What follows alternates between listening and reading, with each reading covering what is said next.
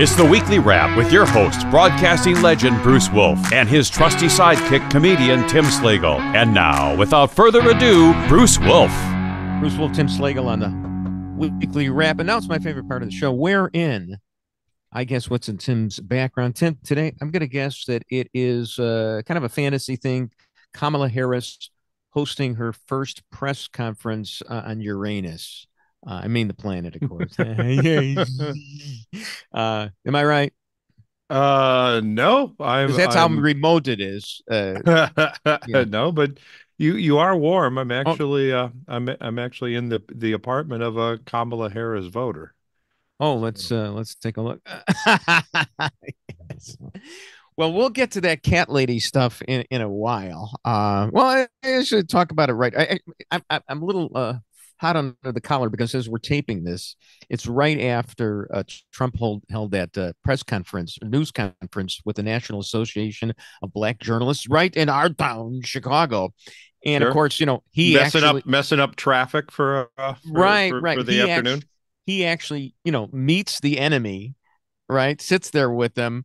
Meanwhile, that's I guess where how remote Harris was, because as of this writing, she hadn't she's been as sequestered as Biden was during the entire 2020 campaign. I'm just wondering when she's going to appear before the National Association of White Journalists or white dudes, whatever. And what didn't they say? 80% of success is showing up, and she's got to show up, right? Well, I think an equally hostile crowd would be showing up at an NRA meeting. Right. There you go. Which I don't think she would. And Trump said he said, she was supposed to be here. She said, he was told when he accepted the invite that they both were going to be there. And he said, turns out she's going to do a Zoom call. So, okay. Well, she with the National Association of Black Journalists. Okay. Yes. Today. So, I mean, and of course, the takeaway from the New York Times, all the mainstream media is that the first question was from somebody from ABC about how bad he is. Rachel Scott. Trump. It is Rachel Scott who calls. I need to point this out because it drives me nuts. She calls the leader of Russia Putin. Oh, okay. Well, that's her affectation. But anyway, she claimed that she cited all this stuff that how Trump is a racist, and then he responded that he didn't even know what Kamala's origin was, because first she was an Indian, and then she was this, and then she was that. And I'm thinking the way she changes her positions and identity every 5 minutes now, she'll be whatever color they want her to be. I mean, she'll say, we don't need Josh Shapiro because I'm the Jew, or well, at least I married one. Her ability to change positions is what got her into politics in the first place. Well, yeah, I'll tell you about that. The thing is, and I don't know if anybody's ever going to get into the weeds on this, because it's just so much mudslinging and it's all superficial. But there was, I've been seeing this reporting that that Willie Brown, of course, she was having an affair with a married man. Willie Brown, no big thing. But he basically got her elected to 31 years her senior. Yeah, right. How was Monica Lewinsky? How much younger was she than Bill Clinton? A little bit more than that, I think. But anyway, maybe it was close. But yeah, but it didn't even get Monica a paid internship. Oh no, I mean she's she's selling T-shirts with her name on it now, or handbags. So apparently, as the quid pro quo, she got some of Willie Brown's friends off, and by that I mean off from criminal prosecution.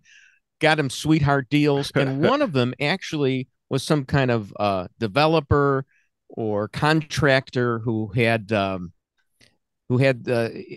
because she let him off leniently, there was some danger, some structural environmental danger to the concrete that the guy had used, and she let the guy off the hook. And I'm just thinking she could pivot on that one and say, see, I'm not an environmental zealot. I let this guy off. But I support but development just like my competitor in this race. Here's what I think is going to happen with her. I mean, she knows she's going to have to face a debate or news conferences somewhere along the line. She's not going to get away with this, even though it's not that far to the convention and Labor Day. But I think what they're going to do is they're just going to coach the hell out of her, and she'll have some answers. I mean, she's got an answer for immigration, which is, supposedly our top issue. She'll say, we had legislation and Trump killed it for political purposes. I don't think it's a good answer, but that will be an answer that she can have. How she answers the questions on how she's changed her position on everything in the last 5 minutes, or or what did she know about Biden and when did she know it? I have no idea. I think they'll probably put a shock collar on her, and they're gonna zap her every time she says unburdened. Oh, okay.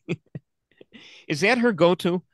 We don't, because I don't remember her. I mean, I know that Tulsi Gabbard basically deep sixed her, and she was never the same after that. And she couldn't answer the Biden question when she had this heartfelt response about how she was a child of busing and how Biden was a racist because he was against forced busing. But then when push came to shove, she decided that she wasn't in favor of forced busing anymore either. So, I mean, it all fell flat.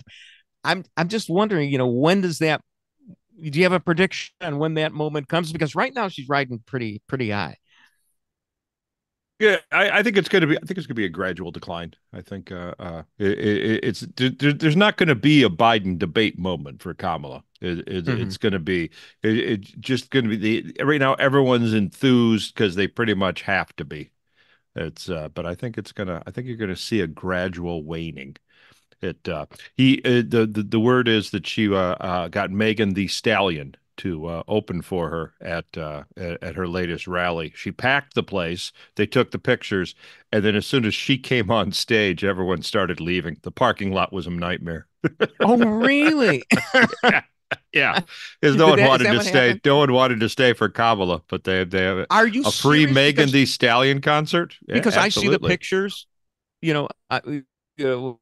10,000 people in there, and I'm wondering how do they get all these people? And then, it's Megan Thee Stallion, and so they didn't want. And then I saw something else where she barely had any people there too. So I mean, is this just all hype from?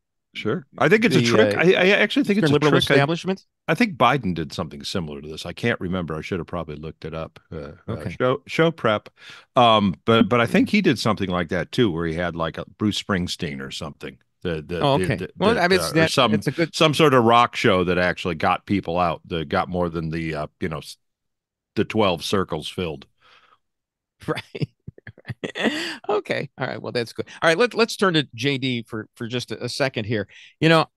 I originally thought that it was a bad choice to have JD Vance. To me, he's just a suck up, which I guess is what a vice president is supposed to do. He didn't make a lot of sense about Ukraine and his insults of Zelensky, whatever. But and I sent this to Chris earlier. I mean, I love that there was a New Yorker cover, which we're showing right now from December of 2020, and it's the cat lady, and it's the New Yorker. I mean, so here's the thing. You can't call Kamala DEI. That's an insult. Well, they supposedly like DEI. It's if you use it, you can't use that. And it's the same thing with cat ladies. I mean, 60. We know what the statistics are. Trump has always led in married men, married women, not by that much, but leading in them, and even single men.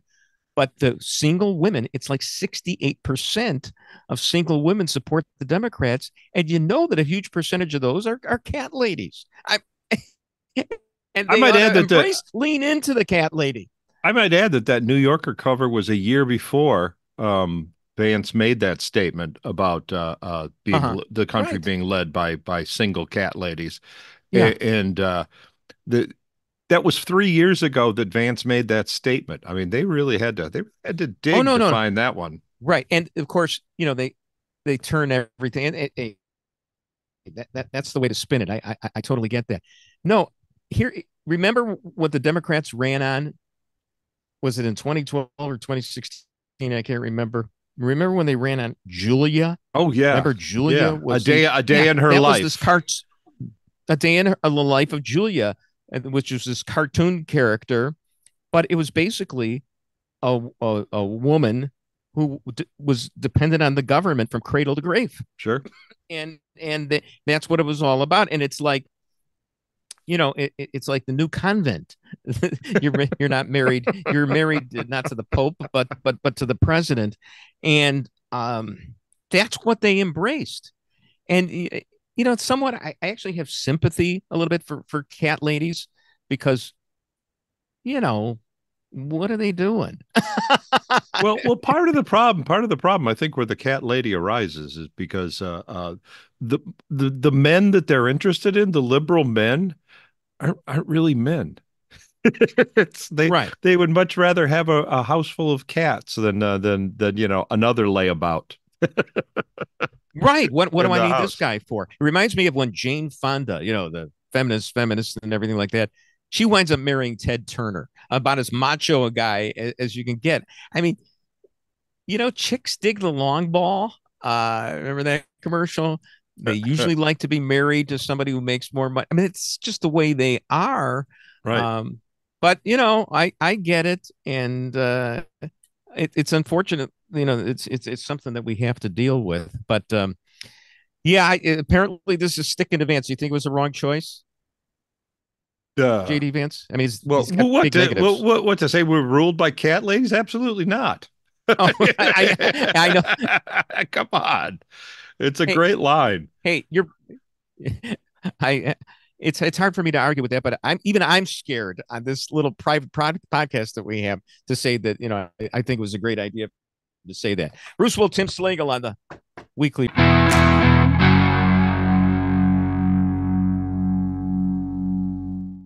And the Trump campaign tries to link Harris to Biden immigration policy by calling her his border czar. She was never named a border czar. In fact, the border was not her issue priority at all. Early in the Biden administration, Harris was assigned the task of reducing migration to the U.S. southern border in collaboration with Central American nations of Guatemala, Honduras, and El Salvador. She was in charge of developing a strategy and gaining commitments for development assistance and investment into those three countries of the Northern Triangle to help reduce the so-called push factors for migration. Bruce Wolf, Tim Slagle on the weekly wrap. I mean, it gets more Orwellian every day. you can't say that she was a czar, even though she was the czar. It was published there over and over again. She keeps changing all her positions. I get it. As one of the nuns sang in The Sound of Music about Maria, that she was a flibbertigibbet, and a woman candidate for president is entitled to do that. Now, I'll tell you, if she were in the debate and Trump accused her of changing her positions all the time, I mean, she could say, well, you changed your position on abortion like 3 times in 36 hours, but she wouldn't be good enough to say that. In her defense, I don't think she ever was the border czar. I think that was just that's like a long-standing tradition of passing the blame to the vice president. There's something you don't want to deal with. Yeah. She didn't. No, she was the patsy. Exactly. Just like this Crooks was the patsy, Oswald was the patsy. We all know that, right? So, speaking of Crooks, if I may, so what's your latest? I mean, you believe he acted alone, right? Or no? Or that Crooks. Yeah, right. Yeah, I believe he acted alone, and I believe that the Secret Service was just it might have been their negligence might have been intentional, but I think that's the most. That's not intentional negligence. That's not negligent anymore. Then it's an intentional tort.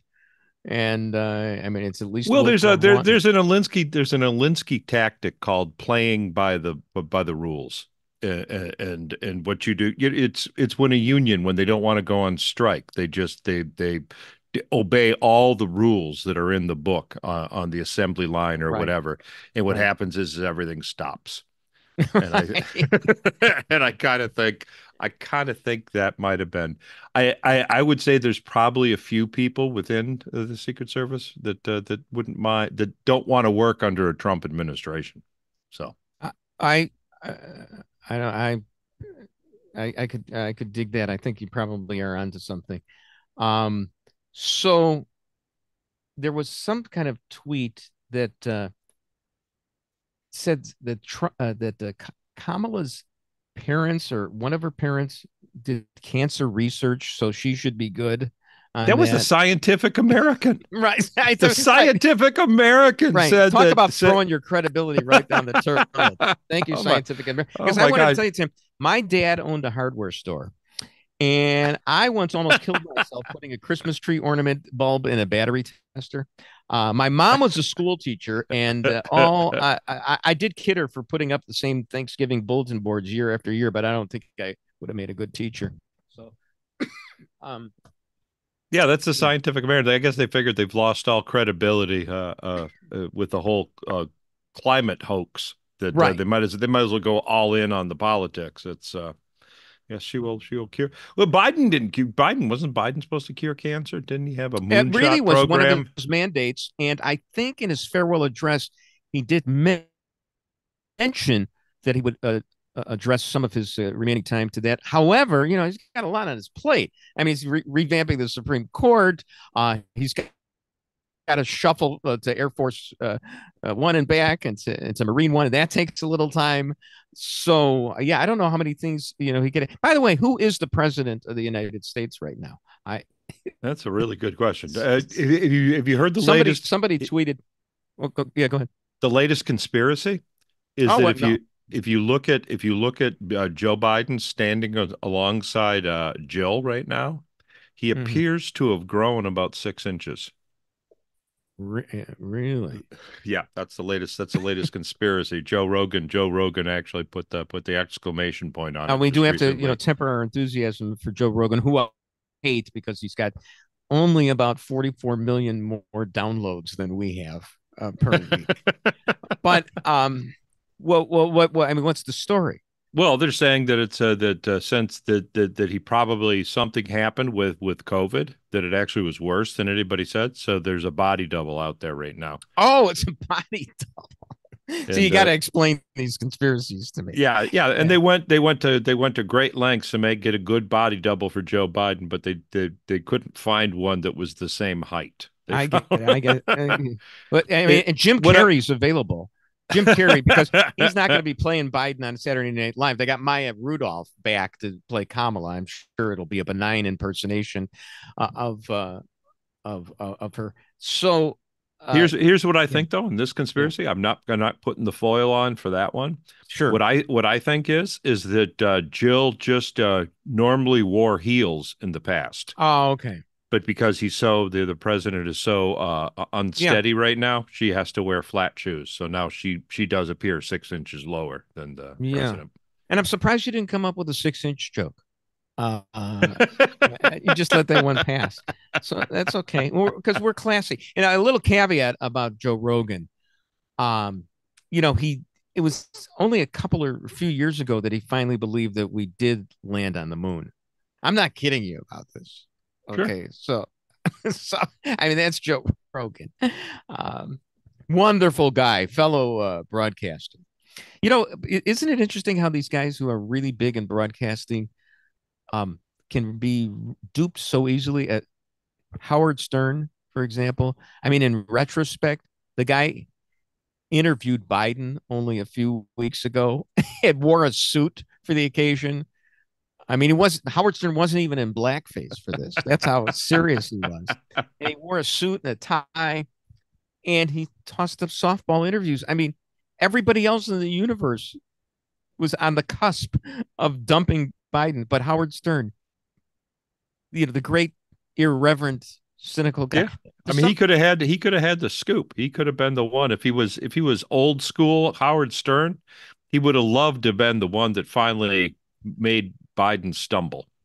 if he were old school. I have a theory about irreverent guys, and I'm one myself.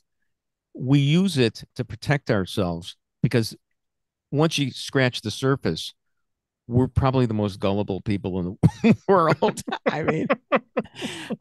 Yeah, I, yeah, I think it's true. I think it's generally true. Well, you've seen me every week. You have to correct me on some meme I see that I don't realize has been photoshopped. I mean, I actually believe that Kyle Rittenhouse had taken over as the big boy. So for big boy restaurants, so got me on that one. Here's one that I'm going to run by you because I can't believe it's true. I saw that Rahm Emanuel's name was floated to be like, I don't know, something with the Kamala campaign. And before we get into that, I mean, isn't Rahm like the ambassador to Japan? Why would he do a job like that, Tim? Probably because he wanted to be tall. There you go. I actually saw this statistic. I mean, we know about the demographics of Japan.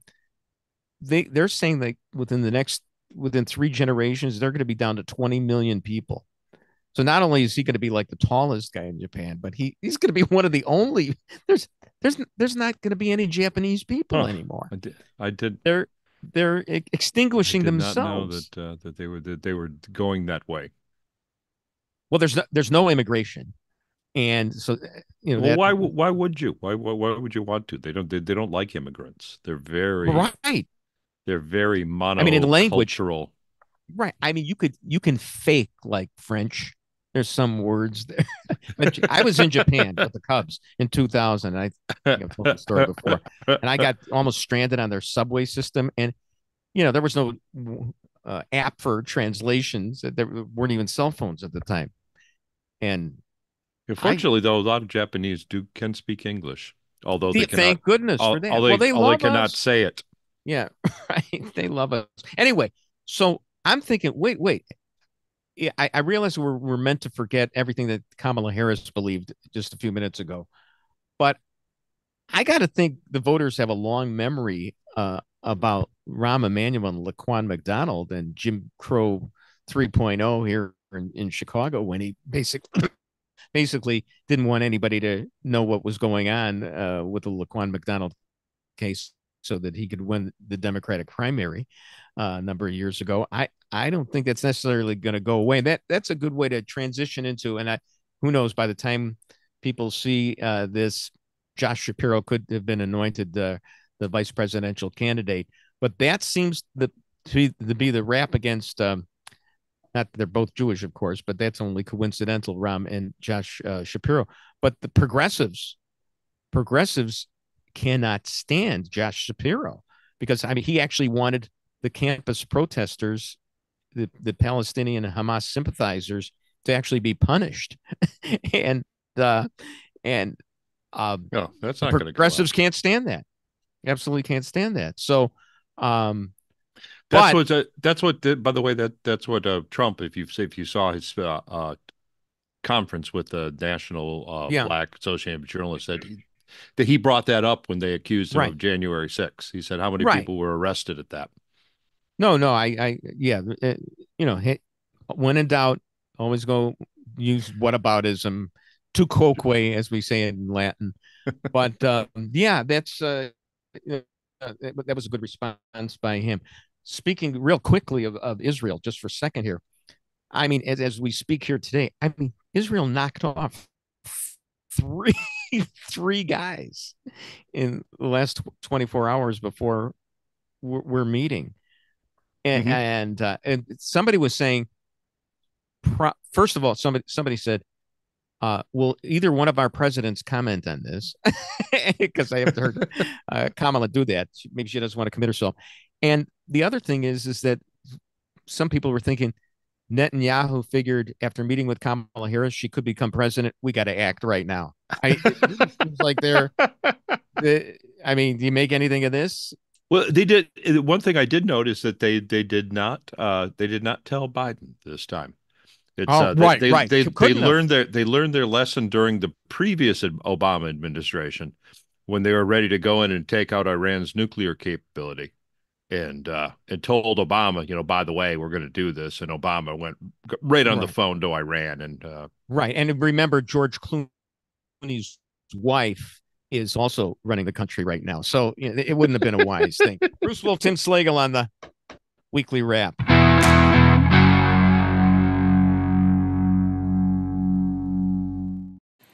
To the casual viewer, the opening ceremony drag performance might come across as nothing more than colorful and kitschy, in the style of French cabaret performance. Others, however, saw a direct attack on Christianity and interpreted the performance's final scene as ridiculing Leonardo da Vinci's 1498 painting, The Last Supper.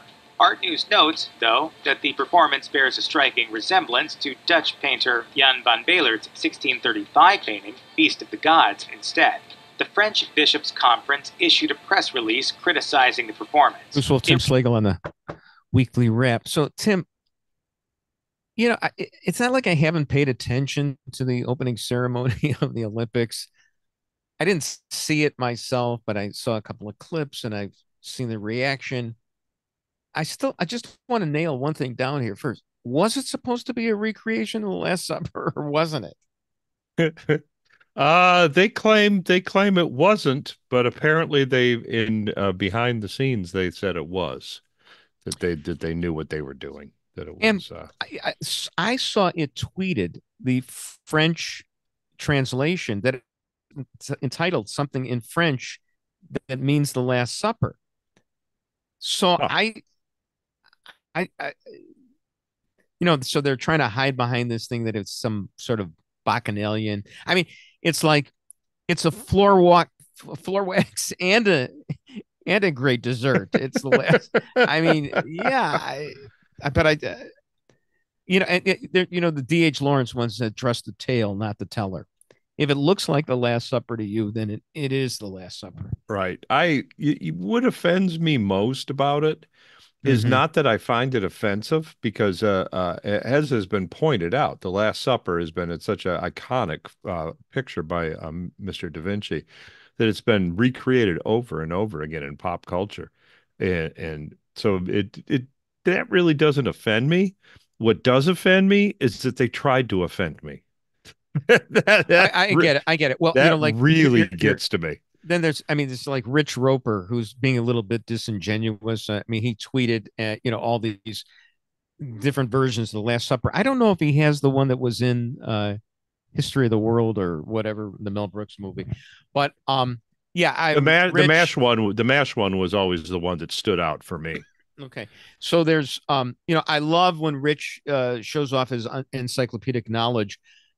But he is devoid of any moral compass. That's the only problem there. Then there's the blue guy, the Smurf, I guess. It looked like, was he showing a little bit of his package there? Do you recall? It appeared. Apparently, when they measured him for a loincloth, they didn't realize how hung low he was. Yeah. Well, I haven't seen anything like that since the editor somehow allowed John Ritter's testicle to be shown on an episode of Three's Company. And he quipped at that time, sometimes you feel like a nut, sometimes you don't, which that takes you back to a little 1970s pop culture. Are you watching the Olympics at all? I did watch it the other night, only because it was the television in the room, but it could only get channel 5. So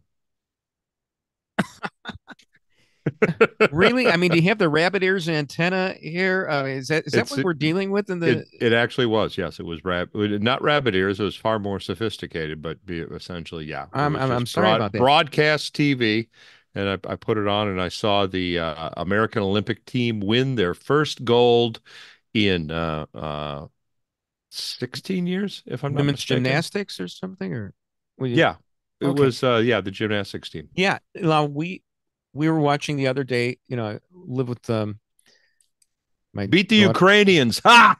So, oh wow, cool. So yeah, no sympathy for you Ukrainians. We're not gonna forfeit this just because you're, this is probably the you're last. bleeding us dry, taking 1.6% of our budget. Look, this will be the last Olympics you'll ever participate in. You'll be on the Russian team next in 4 years from now. As Rachel Scott says, Putin is going to take over. Putin. So, but it was cute. We were watching Simone Biles, and my 2-year-old granddaughter is on the floor, and she's about as big as Simone Biles, and she was imitating her. So we're getting that extra show there. Imitating her well? No, because we wouldn't let her because she wanted to start doing somersaults on a hardwood floor. Well, you don't want to let your little ones get into Olympics because then they get kidnapped by the U.S. gymnastics team and they never. Whatever happened to Bella Caroli? Remember him? Remember the coach? He was an awful is that being. Yeah, is that the one that went to jail? Did he go to jail? I can't remember. I thought it was just the doctor, right? It was. No, that's somebody else. Else. But now another issue that's come up, and I guess this is we're taping on Wednesday and come up on Thursday and Friday, but there are a couple of female quote unquote female boxers who were disqualified from some world championship last year because they didn't have the right chromosomes. They were men. Here's the interesting kicker to this. Apparently, they had competed as females before and did not know that they were transgender. It sounds like it wasn't like they were making some sort of political statement or men who were actually transitioning. It almost sounds like they didn't know that they were women. But in any event, the Olympics is allowing them in, and they weren't women, and they actually are men. Okay. According to your chromosome designation. Okay. But and the Olympics committee didn't know that? No, the Olympics committee is going by somebody's rules that permit this. But they were not permitted at some world championships like the year before. Now, allowing men to compete in women's sports, though, I mean, it's nothing new. That goes all the way back to the days of East Germany. Right. No, for our listeners old enough to remember that. Well, look, in Shakespeare's time, Juliet was played by a man, so there were no female actresses at that time. But here's the thing: if somebody, and I wouldn't want, well, the only time there's actresses today is around Oscar season. Right. The rest of the year, they're actors. Yeah, of course. Exactly. I mean, why we make that distinction? Yeah, absolutely right about that. So here's the problem. You've got. What if somebody? What is Chris saying here? Is not even trying to be a girl. Yeah, he did. If you look at it, the female boxer looks like Rachel Maddow. She's a man, baby. But the thing is that what if one of these real female boxers gets tattooed and really is hurt? It would make a great issue in the presidential campaign, wouldn't it? Because sure. Kamala would have to defend the trans. Sure. If Kamala goes J.K. Rowling all of a sudden on us, I mean, the Republican Party may as well anoint her their candidate. I've got a question. This occurred to me. I don't know why, but if say for instance that I identified as a woman, I don't know, last Thursday about 2:00 for an hour. Sure. And so I would have been a trans woman at that point. But right. Then I decided to transition to a man. Mm-hmm. Could I actually get in on the DEI scale as a trans man? Boy, oh boy. Why didn't you go to law school? Seriously. When the Supreme Court is packed and every 2 years we're putting in new members of the court, I'm going to ask that you be nominated because, I mean, you're giving me a headache with these questions. So did you see this Polish commentator got in trouble because they played the song Imagine, and he basically said it was a communist anthem. Well, yeah. Which it is. Yeah, it's exactly. He doesn't have to imagine no religion, no possessions. He grew up in it. He lived it, baby. The Lech Wałęsa came around. So, who was also thrown in prison, by the way, yeah, for anyone saying that this is going to stop Trump. Yeah. So, and you know, it is communist. It reminds me of Kamala, where, you know, she gives this disquisition on the difference between equality and equity, and she's in favor of the latter, which of course makes her a communist. Except maybe Justice Slagle can answer this for me while we have you on the bench here. How could she be a communist and a czar at the same time? I don't think you can do that. Right. Oh, that's probably why that sounds like that's her out, actually. Right. I'm a czar. I'm a czar. I'm not a czar. I'm a what do you call it when you're in part of the Politburo? An apparatchik. Yeah, that's why I'm not a czar. I'm an apparatchik. Yeah. All right. Now that we got all that settled, we'll turn to simpler things in the next segment. Bruce Wolf and Tim Slagle on the Weekly Wrap.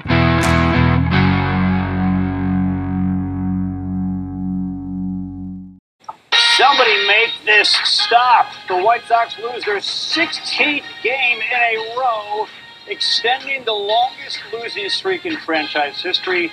Jonathan Cannon gives up one hit over 7 innings. The bullpen comes in, immediately gives up 3 runs in the 8th, and the White Sox lose another one to Kansas City. 4-3 the final score. It is White Sox postgame live here with the legend Ozzie Guillen, the one and only Gordon Beckham. I'm Chuck Garfine. The last win for the White Sox was 20 days ago.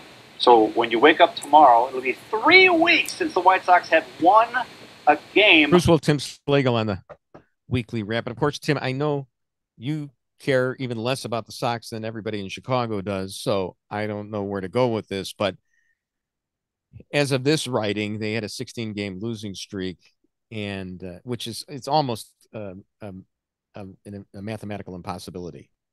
I mean, all you have to do, we mentioned earlier, Woody Allen said 80% of success is showing up. All you have to do is show up, and you're bound to win a game once in a while. And they hadn't, for quite a while. So might it be more than 16 games by the time? Well, I mean, by the time people airs? see this, it could be. I just wish that Hawk Harrelson were still the announcer for the White Sox, because he would be blowing a gasket. I watched the other night for some reason, and the young new sportscaster for the Sox was trying to kill time just by talking about how he had, I believe, watched a rugby match or something like that. At some bar that he plugged that's on the south side. The White Sox, as of this writing, just this came in the day we're taping this. The Royals handed the White Sox their 17th straight loss, 10-3. Wow. But hey, it's only Wednesday here, so who knows what it'll be. But you weren't ever a real zealot for the Tigers or anything like that, were you? Did you care? Yeah, I was in '68. Yeah. You know, okay. if you weren't growing up in Detroit in the 1968, I was 10 years old. If I didn't support the Tigers, I would have gotten beat up. Yeah. Well, I mean, they started out that season, I remember, something like 35-3. Also, a mathematical impossibility. And 68 was the year that Denny McLain won 31 games and Mickey Lolich won a lot of games. I knew all that, and I'm in Chicago. But that was prime. I was a prime age for baseball at that. Totally. 10 years old, collected baseball cards, trying to get an Al Kaline, buying all kinds of that awful gum, hoping to get an Al Kaline. I think everybody knows this. If you don't grab boys between when they're 8 and 11, I mean, that's what the priests say. If you don't get them between ages 8 and 11, you're never going to get them. Yeah. You got to get them before puberty. Yeah, it's the same reason or would Rachel Scott say puberty? I can't remember, whatever. But yeah, that's when you got to do it. And that I was like 10 in 1964 when the White Sox broke my heart. Even the 2005 championship, I was somewhat removed from that. So this doesn't sting what the White Sox are going through right now, but it's kind of dreary and sad. I was watching the end of one game and it reminded me of like the dreariness of a Sunday when the weather's not good and you have school the next day. And I used to get sick over that. But now, it's okay. So yeah, we'll move on from that. Did you see? And you didn't see this, I'm sure, that apparently the National Football League is hiring sleep coaches. Well, these coaches don't ever sleep, or if they do sleep, they have a futon in their office and they're going around the clock on this. But there's also this show called Hard Knocks, which Rams Sean McVay among NFL coaches rethinking sleep habits. They've got to sleep more. And Hard Knocks, gives you the inside look at an NFL team, and the Bears are going to be a part of that. But I was just thinking, wouldn't it be good now that they have the sleep coaches if Bears coach Matt Eberflus they showed him snoozing for 6 hours, which would be a paean to Andy Warhol's 1964 movie Sleep. Do you recall that Andy Warhol actually did that? Yeah. He actually had like his boyfriend at the time. He filmed them sleeping for 6 hours. Sure. I mean, did anybody sit through that? It reminds me a little bit of when Andy Kaufman, not Andy Warhol, Andy Kaufman would be at Carnegie Hall and he'd start a refrain and do it over and over and over again until people walked out on him. Yeah, the 100 bottles of beer in the wall. He did. Yeah, right. He did all 100. Right, and people were walking out. Now Victor Borga would do that like a trill for about a minute and say, I could just do this and keep him in suspense. But he'd stop. but Andy Warhol actually did a longer film called Building. Yes. Where he actually was 20. I think it was 24 hours. It was 24 hours of the Empire State Building. Right. I mean, he didn't adorn it at all with like a Campbell's tomato soup can or no. I've been told the most exciting part is when a pigeon lands on it.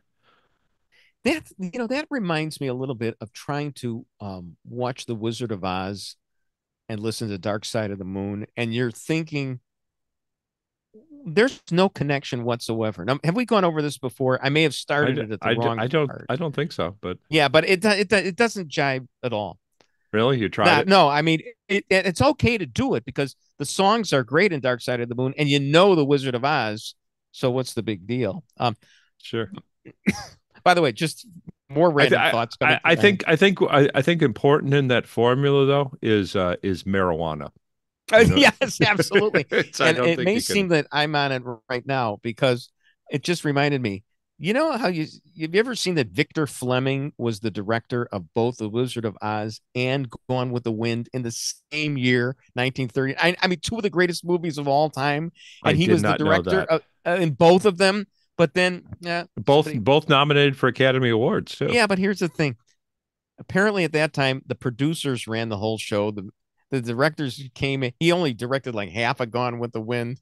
It's just like it spoiled the whole thing for me because I thought, boy, this Victor Fleming, wow, he really was the Wizard of Oz if he could do that. But that were they both the same studio? Probably have to be right. They MGM both was the Wizard of Oz. I think MGM was Gone with the Wind. With the Wind too. Hey. So there was probably a threat they were holding all over him for the first half was you do what we tell you or you're going to be spending the rest of the year working with midgets. Well, the studio system and everything they had. I mean, if they'd asked him, demanded it, he could have played Clark Gable's love interest in some movie as well. Throwing some pancake makeup on him. He might have. Probably. He probably was Claudette Colbert. Cha-cha. Anyway, just to tail back here, we missed this. I wanted to bring this up earlier. And part of this is inspired a little bit by something you told me last week. But who do you think was braver? Washington crossing the Delaware or Trump rising from the being shot? Who do you think was braver? I'm saying Trump. Why is that? I don't think Washington was the first one across the Delaware. Okay, well, what was during the Revolutionary War? Yeah, but he was pretty. Yeah, but the actual crossing, there were probably several boats that went before him, so he was pretty sure there were no snipers. Okay, all right. I'm not saying Trump was braver than Washington. Yeah, I'm just saying at that moment. I'm a little biased right now because last week you told me that Washington didn't have wooden teeth. He actually had the teeth of slaves. Did you look that up?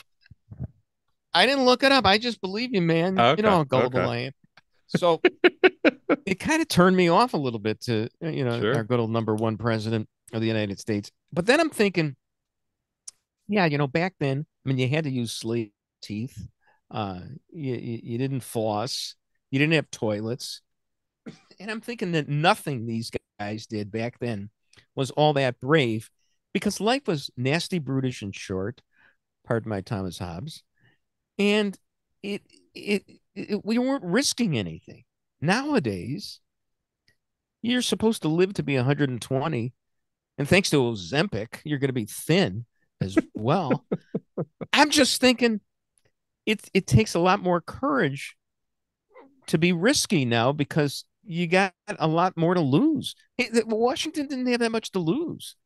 Sure. So I'm just thinking they weren't really all that brave. Yeah. No matter what they did. And now you're telling me somebody else even crossed the Delaware before he did.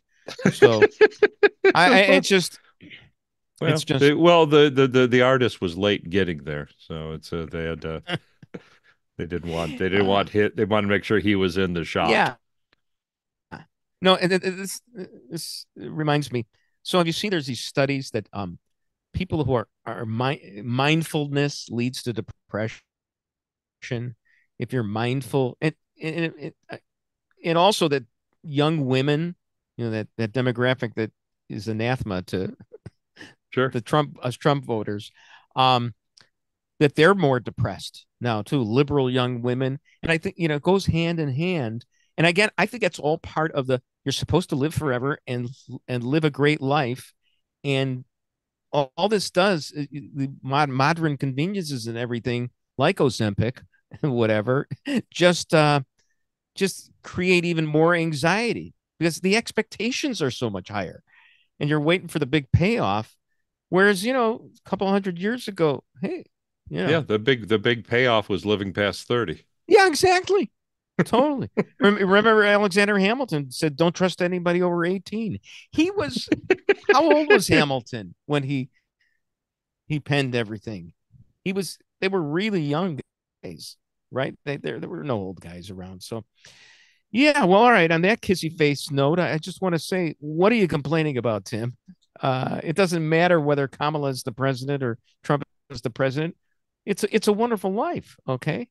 No, I don't think Kamala's going to be the president. I hope. Oh, what are the odds? Right now, she is down 17 points from Still Trump. Down 17, even though the Bloomberg consult poll had her up by 11 in Michigan. Betting odds have her 17 points down. And I might add, the betting odds were right on Biden. There you go. I feel good right now.